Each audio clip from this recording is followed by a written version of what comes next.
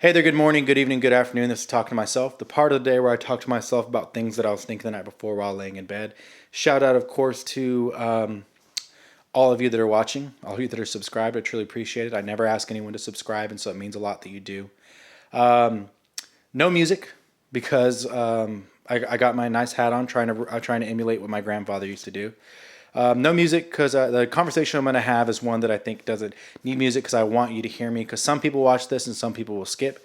At the end of this video, I'm going to talk about some stuff that I plan on doing for 2,000 followers or subscribers, but it's because this is a topic that comes up in a lot of conversations I have with photographers, these topics. And, I just want to point off right off the bat, photography is supposed to be inclusive. I did not make that rule. Inherently, that's what photography is. Photography is the ability for anyone and everyone to capture a moment in time, and everyone has that right. Just like the same way everyone has the right to write down memories, everyone has the right to share memories through story. Photography is something that is not inclusive to those who went to school with it, to those who know about the arts, those who shoot a certain brand of camera. I want to put that out there because we lose track of that. Now, again, I've had my fair conversations about camera companies because I don't like certain camera companies and how they rip off the consumer in my mind.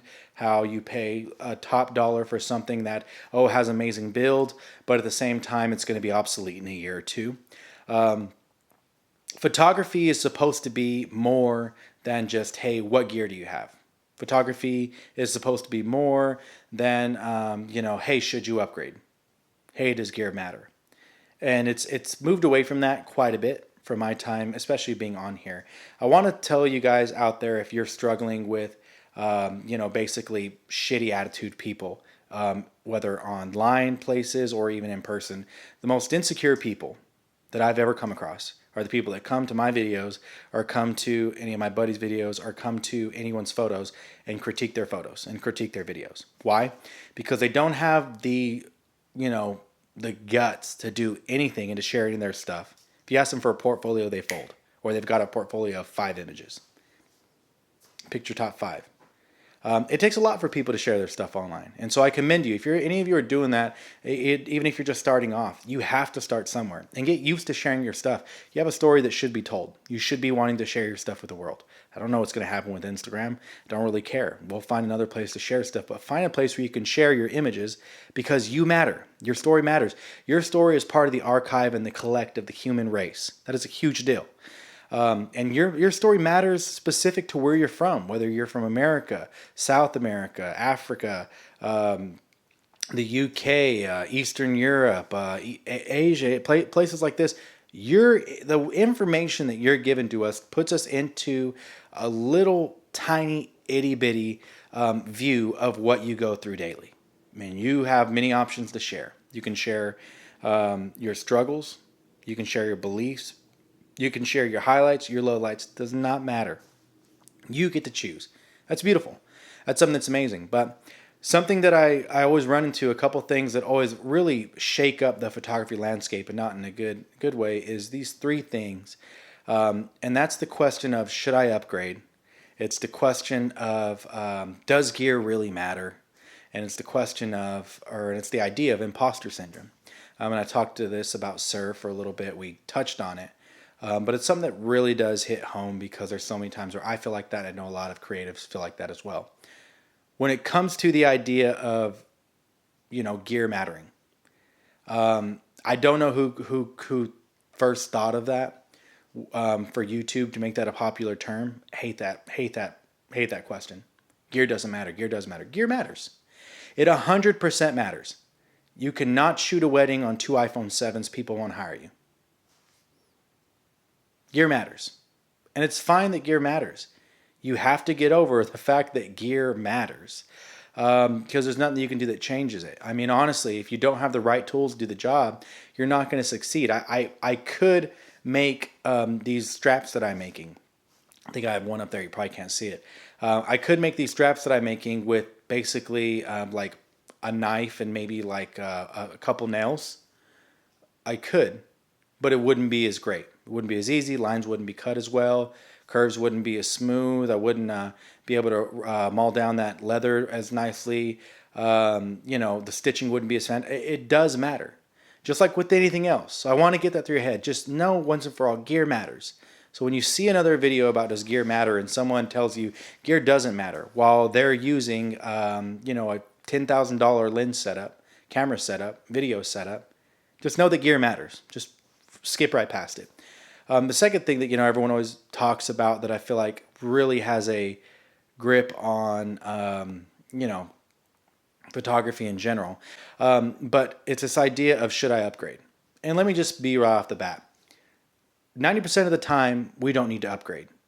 But what the issue is, we don't only compare images in photography. We compare cameras. Why do we compare cameras? Because for some reason, we gave a bunch of fucking douchebags the keys to the kingdom and like literally deciding what is and what is a great camera. Every Fujifilm shooter, they say, wants to shoot a Leica. Some of them do. Does it matter? No. Because you're going to take the exact same images. Because you only shoot the way that you know and teach yourself how to shoot.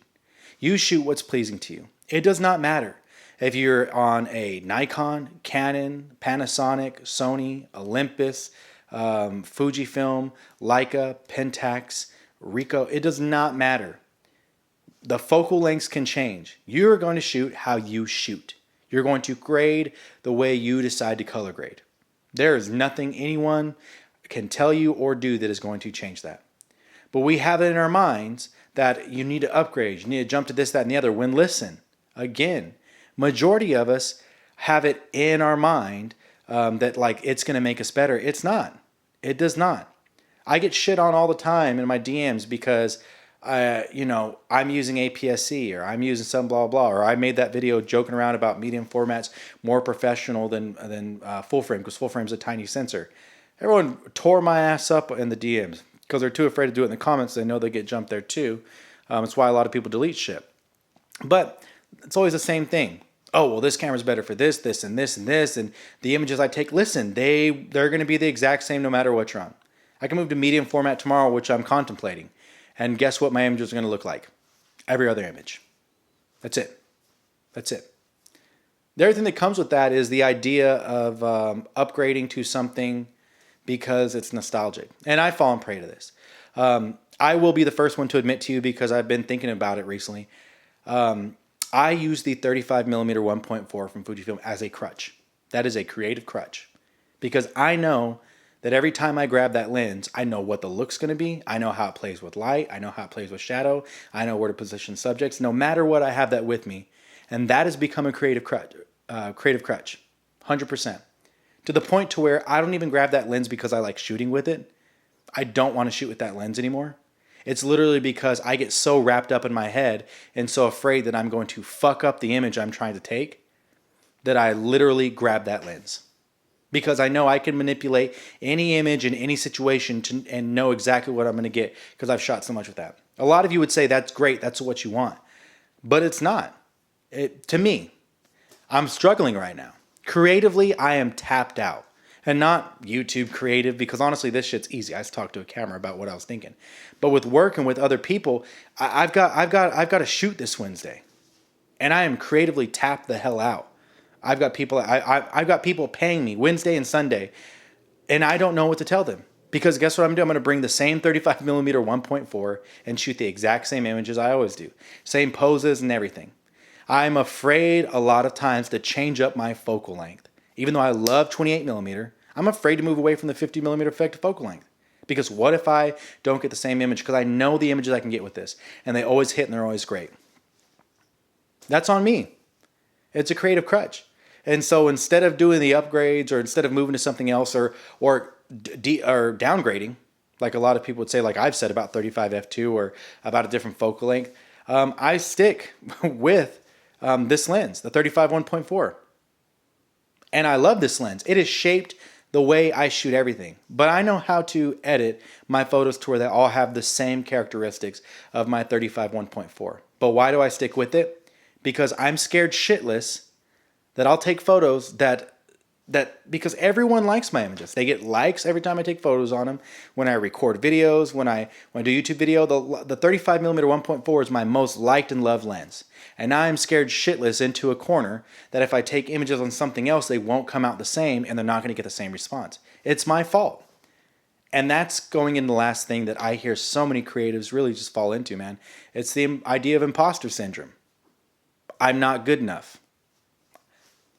And it's the wildest thing ever, man. Whether you're shooting for 3 years, like my boy Sir Dorian, not that Dorian deals with this. He may. I haven't talked to him about it. Or you've been shooting for almost a decade, like me.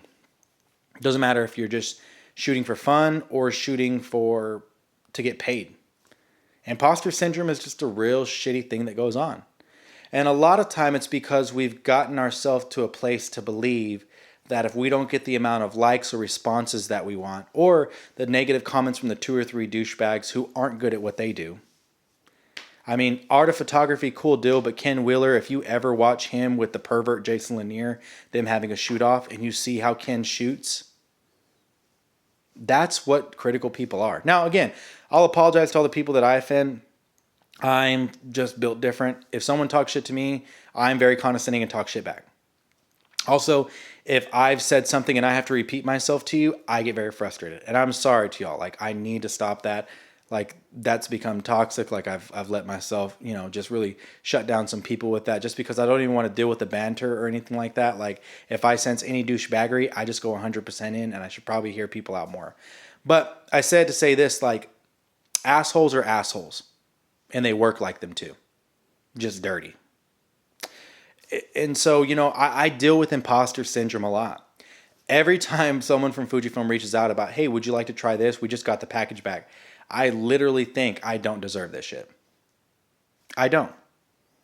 The things that have been afforded to me and the jobs, things like that, I literally think all the time, man, someone else would do a better job of this. And it affects my work at times.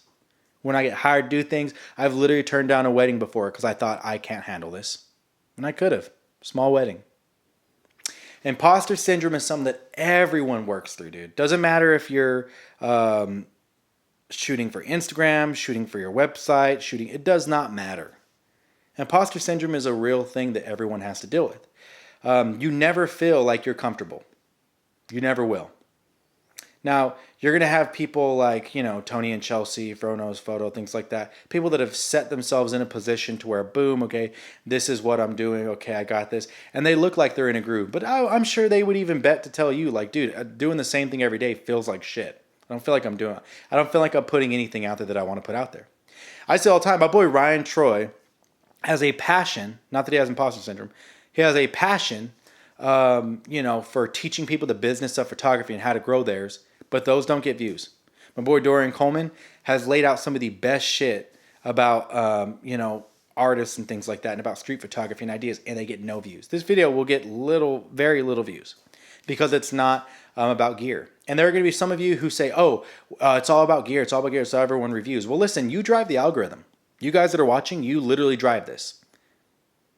Why are my best videos about lenses? You like that. You want to hear about it. You want to make a buying decision. And I get it. You want to hear it. But a lot of people just want to hear things to justify themselves and see if someone says the exact same thing as them. I've done it before. I've literally Googled reviews of a lens that I already have to see what one person says about it, to see if they enjoyed it the same way. It's wild, but that is what cultivates this idea of I'm not good enough, I'm an imposter, like I'm going to get found out for a fake, a phony, people aren't going to like my work. Y'all, I know for a fact, without a shadow of a doubt in my mind, I know the basics of photography well, I know how to light people well, and I know how to pose people. I can fucking make it at this. Hands down. I know that when I take images, 90% of them are decent that I'm putting out there. And I still feel, from time to time, like I'm not shit. You are not alone. You would be surprised. Y'all, Sir, with how banging he is, feels the same way. My boy Nick Irwin takes some of the best landscape photos that I've ever seen. And we talk about imposter syndrome all the time. Feeling like you don't deserve it. Feeling like you don't deserve the likes or the recognition that you're getting. And it sucks because, again, sometimes it's just self-inflicted. But a lot of times, it's the photography community. What is and isn't street? Oh, are you doing too much editing? What lenses are you using? Oh, what's a fast lens? I am blue in the face talking about how 1.4, 1.2, 1.0 lenses don't mean shit. I'm blue in the face talking about it. And I will still get people that want to argue with me about real professionals, paid workers need that extra light and need that speed. I am a real photographer paid worker. I've never needed all that light and speed. The 35 1.4, I don't even shoot at 1.4 all the time. It's literally majority of the photos are at 1.8 to 2.8. That's just me, but I'm just saying it isn't all about, the gear and what you have. Like, that's what makes you feel like an imposter, because then you start watching this dumbass over here talking about, what's up, everybody, because he has a, budget to be able to buy an 85 millimeter 1.2, but then he's going to turn around and tell you the kit lens is just as good. But then in the same next video, talk about how great this 85 millimeter 1.2 is and nothing will ever touch it. And this is what professionals use. Who said? You? One person? McCurry's out here killing it, shooting at f4 and at 5.6. My boy Ryan Troy is out here killing it, shooting at f4 to 7.1. It's just a weird vibe, and it's kind of tough, man, because everyone deals with it, and it's just like a cycle. It continues. For me, I don't know where I go from here. I've been talking about getting the XH2, and things have changed up with work. The guy I was working with, we're scaling back, and he literally bought all the camera gear that I need now because he liked all the gear that I was renting and liked all the gear that I brought. So he bought it for himself. And so my idea of getting an XH2, I'm so creatively tapped out. I don't know if I want to shoot sports at this point. Honestly, probably about 70% of my camera gear is going to go on sale. I could go to an XT3. I could go to an X Pro 3 again. I probably am going to go back to one camera body. There's a high chance that as much as I love the 35 1.4, I'm either giving this dude away or I'm selling it. Because at this point, I am so creatively tapped out because I'm not at the basics anymore. I've moved away from what I loved about photography, and I moved into what I felt like was getting the most approval and was getting the most, good reviews. Not even likes, but just the good reviews of stuff. And I stopped challenging myself. And that's wild. And Fujifilm sends me those lenses and stuff, and they're lenses I'm never going to use, 33 1.4. And I did that because you guys asked me to, which was stupid on my part, because I should have just said I'm never going to use it. And I did say that. And then I went back and I tried it. Why? Because those videos drive the algorithm, man. So that's it, really. I mean, just thinking about that. I don't know. 50 to 140 may go. 35 1.4 may go. I was already planning on the XH1 bouncing. The XC4 may go. May just go back to one camera. Might just do the F2 trio. But, it's just whatever I do, I don't want to be stuck in the same rut. And I don't want to have a handicap and a crutch again. Where I go to the same things because I know that they're going to be pleasantly applauded. They're going to be loved on because of the way it looks. I've done that enough, dude. I can't do that anymore. Gear videos are going to be done for a while just because there's not really much for me to say. I'm not going to be doing any thorough reviews and stuff like that. I'll tell you what I think about it, and I'll show you some images, tell you what my experience was. But even with that 33 1.4 video, dear Lord, you guys asked so many questions, and it's not the people that actually subscribe to me. It's people that are coming from anywhere. I'm a paid photographer. What do I care if a lens can focus backlit? Why would I want a backlit situation? Sunstars. I'm a paid photographer. I don't. Why would I show you anything other than how I'm shooting a lens when I'm paid? Why would I work hard to show you, hey, you can screw up everything and it still be able to take a photo? So done with that. But the imposter syndrome thing, man, you guys, everyone goes through it. That's why it's so important. Share your work. Share your work with me. I don't care. Majority of you guys, you'll follow me, and whether I follow back or not, I immediately go back and I look through your images, and the first image I find where I'm like, damn, that's nice, I throw that baby back. I throw that baby up. This photography thing isn't hard. We make it hard because we box ourselves in. And honestly, you guys are talented as shit. And always remember that. And think of yourself as that.